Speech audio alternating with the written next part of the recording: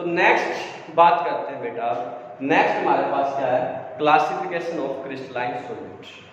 जो crystalline solid हमारे पास है वो बेटा हमारे पास टोटल 4 प्रकार से होते हैं। क्रिस्टलाइन सॉलिड कितने प्रकार से होते हैं बेटा? 4 प्रकार से। एक हमारे पास होते हैं आयनिक सॉलिड, दूसरे हमारे पास होते हैं कोवलेंट सॉलिड, तीसरे हमारे पास होते हैं मेटेलिक सॉलिड, और फोर्थ हमारे पास होते हैं मॉलिक्यूलर सॉलिड।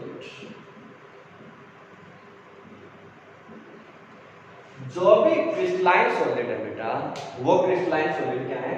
4 प्रकार से हमारे पास है, आयनिक सॉलिड, मॉलिक्यूलर सॉलिड, जो ionic solid, covalent solid, metallic solid and molecular solid.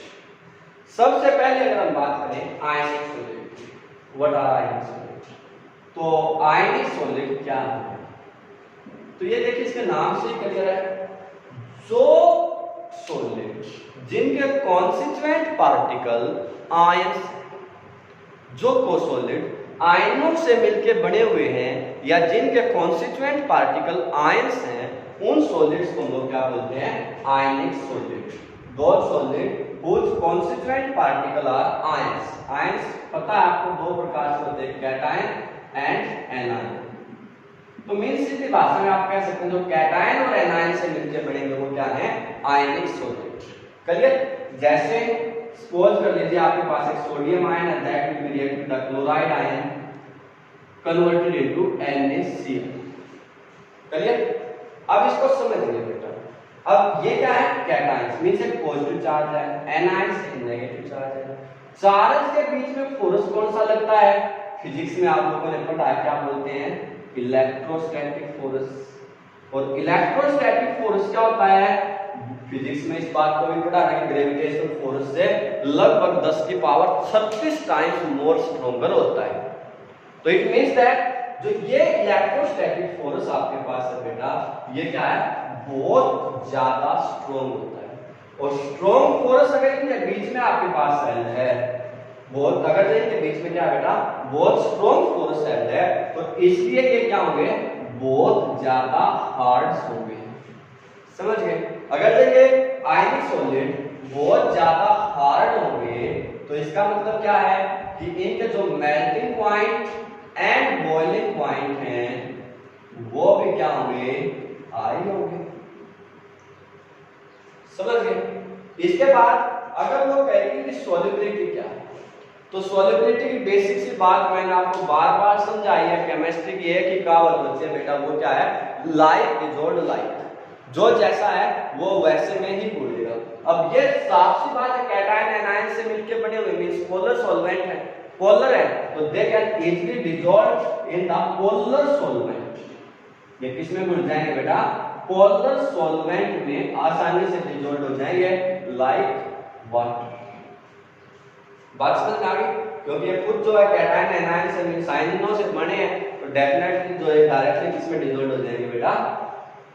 जो है पोलर सॉल्वेंट के अंदर डिसॉल्व, आराम से जो है पोलर सॉल्वेंट के अंदर डिसॉल्व हो जाएंगे। इसके बाद जो नेक्स्ट प्रॉपर्टी है इनकी, वो होती है इलेक्ट्रिकल कंडक्टिविटी। कंडक्टिविटी ये क्या? बहुत ही इंपॉर्टेंट प्रॉपर्टी है। जो कंडक्टिविटी है वो क्या है? बहुत ही इंपॉर्टेंट प्रॉपर्टी है। डायरेक्ट एनसीईआरटी का क्वेश्चन भी है ये, और डायरेक्ट बोर्ड में बहुत बार पूछा जाने वाला क्वेश्चन भी है। क्वेश्चन क्या है कि जो आयनिक सॉलिड आपके पास होते हैं बेटा, वो आयनिक सॉलिड क्या होते हैं? Insulator in the solid state but good conductor of electricity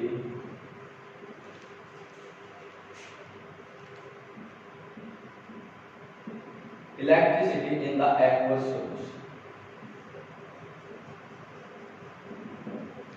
ionic solid क्या है? Insulator in the solid state but good conductor of electricity in the aqueous solutions। वो आपसे पूछेगा व्हाई, नहीं पूछेगा बेटा, वो पूछेगा कि ऐसा क्यों, कि why the ionic solid are जो है good conductor of electricity in aqueous solution but insulator in solid state. तो देखो भाई इसका कारण है, हमने ये बात बताई है कि ये कैटायन और एनायन से मिलकर बने हुए हैं। इनके अंदर स्ट्रॉन्ग इलेक्ट्रोस्टैटिक फोर्स है। स्ट्रॉन्ग इलेक्ट्रोस्टैटिक फोर्स है तो इसका मतलब क्या है, बहुत ज्यादा हार्ड है। बहुत ज्यादा हार्ड होने की वजह से जब ये सॉलिड स्टेट के अंदर है, जब इसमें बेटा ये सॉलिड स्टेट में है, तो इनके जो आयंस हैं वो क्या are not free to move. जो इनके कैटायंस जो सॉलिड स्टेट में जब हैं तो इनके जो आयंस हैं वो आयंस क्या है are not free to move, वो फ्री नहीं है मूव करने के लिए। और मूव कर अगर आयन ही मूव नहीं करेंगे तो आपको पता वो इलेक्ट्रिसिटी पास होएगी ही नहीं। तो it means that in that situations they are जो है इंसुलेटेड। लेकिन जैसे ही आप इनको क्या करते हैं एक्वस सॉल्यूशन के अंदर डिसॉल्व करते हैं, जैसे NaCl है, KCl है, इनको अगर हम लोग वाटर के अंदर या किसी भी एक्वस सॉल्यूशन के अंदर डिसॉल्व करेंगे तो दे डिकम्पोज इनटू है potassium ion, chloride ion like that. ये आयनों के अंदर क्या हो जाएंगे, डिकम्पोज हो जाएंगे। और अगर आयन निकल गए, आयंस प्रोड्यूस हो गए तो आयंस आसानी से मूव करेंगे। आयंस का मूव करने का मतलब क्या है, चार्ज मूव करेगा, और चार्ज अगर मूव करेगा तो इसका मतलब दे कंडक्ट द इलेक्ट्रिसिटी। बात समझ में आई बेटा? ये काफी इंपॉर्टेंट क्वेश्चंस है कि ionic solid insulated the solid state but insulate जो good conductor of electricity in the aqueous solutions. Clear? Ionic solid क्या है ये बात सबको समझ में आ गई। सेकंड हमारे पास क्या होते हैं बेटा, कोवलेंट सॉलिड। अब कोवलेंट सॉलिड ये नाम से ही क्लियर है, जो मॉलिक्यूल्स या जो भी सॉलिड जिनके अंदर क्या होगा, कोवलेंट बॉन्ड होगा। और कोवलेंट बॉन्ड +1 में आप सब ने पढ़ा है, जो भी बॉन्ड म्यूचुअल शेयरिंग से बनता है। कोवलेंट सॉलिड लाइक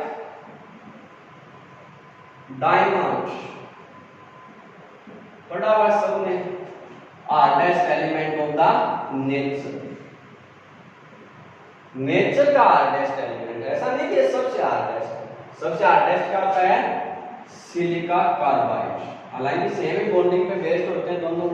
कोई पूछे where the silica carbide is used, तो हीरे काटने में, या इसको सबसे ज्यादा यूज कहाँ किया जाता है बेटा, जो एस्ट्रोनॉट होते हैं ना, उन एस्ट्रोनॉट्स के कपड़े, हेलमेट वगैरह बनाने में। क्योंकि जब कोई भी एस्ट्रोनॉट स्पेस में जाता है तो वहां पे पता नहीं कोई एस्ट्रॉइड कितनी स्पीड से आए और वो टकरा जाए, कुछ भी हो सकता है। तो इन दैट केस हमें क्या ऐसी टेक्नोलॉजी चाहिए जो एस्ट्रॉइड को डिकम्पोज कर दे। तो इसलिए सिलिका कार्बाइड ये क्या है, सबसे हार्डेस्ट एलिमेंट। ये क्या है, एलिमेंट तो नहीं, कंपाउंड है, सबसे हार्डेस्ट कंपाउंड या हार्डेस्ट सॉलिड ये आपके पास होता है। कोवलेंट सॉलिड में डायमंड, ग्रेफाइट, मेरी सीधी भाषा में आप ये कह सकते हैं बेटा, जिनके कॉन्स्टिट्यूएंट पार्टिकल्स आपस में कोवलेंट बॉन्ड की सहायता से, आपस में बेटा कोवलेंट बॉन्ड की सहायता से जुड़े हुए हैं, वो सॉलिड क्या कहलाते हैं, कोवलेंट सॉलिड। ठीक है। अब कोवलेंट सॉलिड में कुछ इरेगुलरिटी या एक्सेप्शंस आपको जो देखने को जरूर मिल सकते हैं। कहीं पे इनका बिहेवियर अलग हो सकता है, कहीं पे इनका बिहेवियर अलग हो सकता है।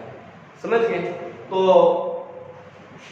जैसे डायमंड हमने कहा सबसे हार्डेस्ट है, तो जनरली जो कोवलेंट सॉलिड है वो क्या होते हैं, बहुत ज्यादा हार्ड्स होते हैं। बहुत ज्यादा हार्ड्स होंगे तो इसका मतलब melting point and boiling point भी ज्यादा हाई होंगे। इंसुलेटर होते हैं इलेक्ट्रिसिटी का मोस्टली, एंड जो सॉल्युबिलिटी है वो भी मोस्टली क्या होती है, नॉन पोलर सॉल्वेंट के अंदर। नॉन पोलर सॉल्वेंट कौन से होते हैं, लाइक बेंजीन, ईथर, उन सब में क्या होते हैं, ये सॉल्युबल होते हैं। लेकिन इनके एक्सेप्शंस जरूर मिल जाएंगे, जैसे ग्रेफाइट ही है। ग्रेफाइट आपको पता है काफी सॉफ्ट होता है, ठीक है, कंडक्टर भी होता है इलेक्ट्रिसिटी का। तो अगर वो आपसे पूछे कि डायमंड और ग्रेफाइट में डिफरेंस क्यों है, तो इसका कारण आपको +1 में हमने समझा था। डायरेक्ट सा कारण होता है, ग्रेफाइट के अंदर क्या होता है बेटा, sp2 हाइब्रिडाइजेशन, जबकि डायमंड के अंदर क्या होती है, sp3 हाइब्रिडाइजेशन। और डायमंड में sp3 हाइब्रिडाइजेशन होने की वजह से हर एक कार्बन एटम जो है टेट्राहाइड्रली बाउंड होता है एक दूसरे के साथ में, तो वहां पर कोई भी इंटरएटॉमिक डिस्टेंस है जो वो क्रिएट नहीं होती है। जबकि ग्रेफाइट में जो है sp2 हाइब्रिडाइजेशन होने की वजह से एक 144 पिकोमीटर की जो है इंटरएटॉमिक डिस्टेंस हमारे पास आ जाती है, जिसकी वजह से वो क्या हो जाता है, सॉफ्ट हो जाता है। क्लियर? तो ये अगर कोई पूछे कि डायमंड और जो ऐसे नहीं पूछ सकता कि diamond and graphite both are the allotropic form of the carbon, both are the homotropic form of the carbon, but diamond is the hardest element, but graphite is soft. So the reason is hybridization. Graphite contain the sp2 and diamond contain sp3. Clear? तो covalent solid समझ में आ गया बेटा? पक्का? इसके बाद next अगर हम बात करें तो नेक्स्ट हमारे पास है मेटालिक सॉलिड। अब मेटालिक सॉलिड क्या होते हैं? ये नाम से क्लियर है बेटा, जिनके कॉन्स्टिट्यूएंट पार्टिकल्स क्या हो, खुद मेटल्स। जिनके कॉन्स्टिट्यूएंट पार्टिकल्स क्या हो बेटा, मेटल, तो उनको क्या बोलेंगे, वो metallic solid. Means scandium, titanium, vanadium, chromium, manganese, iron, cobalt, ये सभी क्या है, मेटालिक सॉलिड। अब मेटालिक सॉलिड में आप लोग जब इसको पढ़ेंगे तो इनके अंदर जो आपने इनके स्ट्रक्चर के अंदर पूछना होगा, इनमें क्या है, बहुत सारे फ्री इलेक्ट्रॉन्स प्रेजेंट होते हैं। किस तरह से होते हैं, वो कुछ इस तरह से होते हैं, positive negative positive negative positive negative positive negative.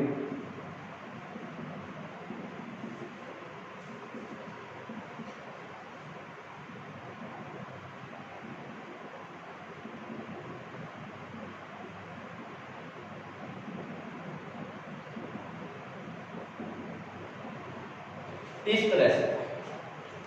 अब यहां पर दो तीन बातें आप लोगों ने जो है सीखनी है। एक तो ये पॉजिटिव चार्ज है, ये नेगेटिव चार्ज है। ये पॉजिटिव एंड नेगेटिव चार्ज आपस में जो एक दूसरे को जिस फोर्स की सहायता से हैंडल करते हैं, जो फोर्स इस मेटल्स लैटिस के अंदर, मेटल क्रिस्टल्स के अंदर बोल दीजिए आप लोग, जो फोर्स इस पॉजिटिव और नेगेटिव चार्ज को हैंडल करता है। वैसे तो पॉजिटिव और नेगेटिव चार्ज में हमेशा कौन सा फोर्स लगता है, इलेक्ट्रोस्टैटिक फोर्स, पर यहाँ पे क्या है, फ्री इलेक्ट्रॉन्स। फ्री इलेक्ट्रॉन्स का मतलब आगे बताते हैं क्या होता है कि जो ये क्या है, अब यहाँ पे क्या है, पॉजिटिव और नेगेटिव इलेक्ट्रॉन्स मींस एक पॉजिटिव चार्ज और एक इलेक्ट्रॉन्स आपस में जिस फोर्स की सहायता से हैंडल है, उस फोर्स का नाम क्या होता है, मेटालिक बॉन्ड। ये क्या होता है बेटा, मेटालिक बॉन्ड, जो इस पॉजिटिव और नेगेटिव चार्ज को हेल्ड करता है। ठीक है, अगर अब हाँ ये बात समझते हैं कि फ्री इलेक्ट्रॉन का कॉन्सेप्ट क्या है। देखो जैसे सपोज कर लीजिए आपके पास बेटा सोडियम एटम है, समझते हैं सोडियम इलेक्ट्रॉनिक कॉन्फ़िगरेशन क्या, 1s2 2s2 2p6 3s1। अब जो ये 3s1 है, ये न्यूक्लियस से सबसे ज्यादा है। अब ये क्या है, एक सोडियम एटम के अंदर एक इलेक्ट्रॉन है। अब अगर मैं मान के चले हम लोग कि हमारे पास 23 ग्राम ऑफ सोडियम है, 23 ग्राम ऑफ सोडियम का मतलब क्या है बेटा, कि उसमें 6.023 × 10⁻23 एटम्स प्रेजेंट है सोडियम के, और एक एटम ऑफ सोडियम के पास क्या है, एक एक्स्ट्रा इलेक्ट्रॉन है। इतनों के पास कितने हैं, नहीं तो इलेक्ट्रॉन होते ना, ये जो मोस्ट लूजली बाउंडेड इलेक्ट्रॉन होते हैं ना, सबसे जो आउटर मोस्ट शेल के इलेक्ट्रॉन कह लीजिए आप लोग इनको, आउटर मोस्ट शेल के इलेक्ट्रॉन, आउटर मोस्ट शेल उसके इलेक्ट्रॉन या most loosely bounded electron, loosely bounded electrons, तो वो क्या है, फ्री इलेक्ट्रॉन। ये एक को नहीं होते हैं बेटा, ये बहुत ज्यादा होते हैं। अब सोच के देखो, अगर 23 ग्राम सोडियम तो उसमें 6.023 × 10⁻23 फ्री इलेक्ट्रॉन्स प्रेजेंट होंगे, और इन फ्री इलेक्ट्रॉन्स को जो फोर्स होल्ड करता है, उस फोर्स का नाम क्या है, मेटालिक फोर्स आपके पास या मेटालिक बॉन्ड आपके पास है। और ये जो चीज हमारे पास बन जाती है, इसको बोलते हैं कर्नेट। ये क्या है, कर्नेट। और जो बहुत सारे इलेक्ट्रॉन हो गए, that's known as the sea of free electrons, sea of free electrons. बात समझ गए, पक्का? क्लियर है भाई? इसके बाद अगर आप लोगों ने मेटालिक सॉलिड की कैरेक्टरिस्टिक्स या प्रॉपर्टी को देखना है तो आप लोग कह सकते हैं कि ये भी काफी हार्ड होते हैं। मेटल्स बहुत सारे मेटल्स होते हैं, ये सारे मेटल बहुत ज्यादा हार्ड है तो इसका मतलब जो melting point and boiling point है बेटा वो क्या होंगे, हाई होंगे। लेकिन यहाँ पे एक चीज है, they are the good conductor of electricity. ये क्या होते हैं, गुड कंडक्टर ऑफ इलेक्ट्रिसिटी। कोई अगर आपसे पूछे ना कि why the metal are good conductor of electricity, किसी ने आपसे पूछा कि why the metal are good conductor of electricity, तो metal are good conductor of electricity due to sea of electron. अगर आप मुझसे कहे ना कि भाई जो है एक मेटल वो कंडक्टर क्यों है, क्योंकि बेटा अगर मैं ये लिखूं कि 6.023 × 10⁻23 मींस 10 के बाद 1 2 3 4 5 6 7 8 9 10 11 12 13 इस तरह मैं बहुत सारे चीज लगाता हूं, उसके पास इतने सारे फ्री इलेक्ट्रॉन्स प्रेजेंट। अब इतने सारे अगर फ्री इलेक्ट्रॉन्स उसके पास प्रेजेंट है बेटा, तो इतने सारे फ्री इलेक्ट्रॉन्स का चार्ज है उसके पास, दैट्स व्हाई वो चार्ज कैरी करेगा। तो चार्ज मूव करेगा तो they will conduct the electricity. Clear? तो मेटालिक सॉलिड क्लियर। नेक्स्ट आपके पास क्या है, मॉलिक्यूलर सॉलिड। मॉलिक्यूलर सॉलिड कौन से होते हैं बेटा, वो सॉलिड जिनके कॉन्स्टिट्यूएंट पार्टिकल मॉलिक्यूल्स मींस जो सॉलिड मॉलिक्यूल से मिलकर बने हुए होते हैं ना, उनको हम लोग क्या बोलते हैं, मॉलिक्यूलर सॉलिड। जिनके कॉन्स्टिट्यूएंट पार्टिकल मॉलिक्यूल्स हैं, they are called molecular solid. और मॉलिक्यूल्स आपके पास में तीन प्रकार से होते हैं। एक होते हैं non polar molecular solid, non polar molecular solid. दूसरे आपके पास होते हैं बेटा पोलर मॉलिक्यूलर सॉलिड।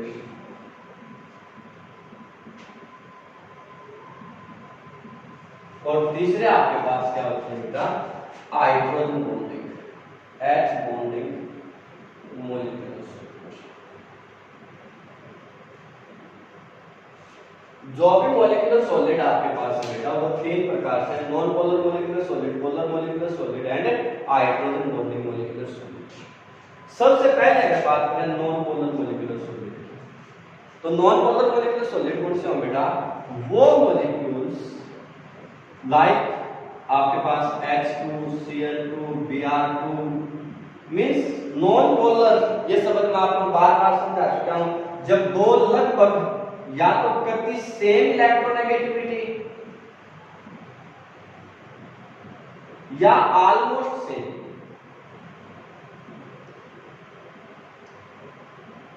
सेम या ऑलमोस्ट सेम इलेक्ट्रोनेगेटिविटी के एटम्स आपस में कंबाइंड होते हैं तो वो क्या होते हैं, नॉन पोलर मॉलिक्यूलर सॉलिड। वो क्या होता है, नॉन पोलर होते हैं। तो मॉलिक्यूलर सॉलिड लिख दिया हमने।